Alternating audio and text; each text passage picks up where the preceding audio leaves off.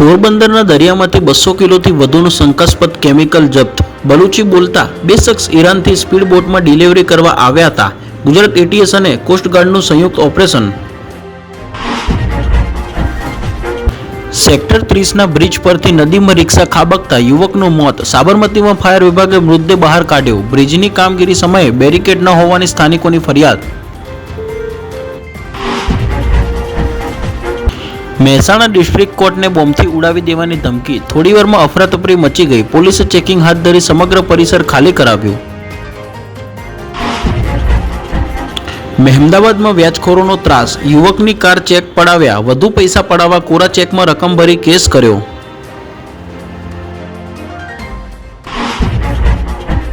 પાથરણાવાળા સાથે દારૂ, ડ્રગ્સ, ગાંજો વેચતા હોય એવું વર્તન શું કામ? મહાનગરપાલિકાને બિલ્ડરો કે ઉદ્યોગપતિઓના દબાણો હટાવવાની તાકાત નથી? કોંગ્રેસ પ્રમુખની આંદોલનની ચીમકી।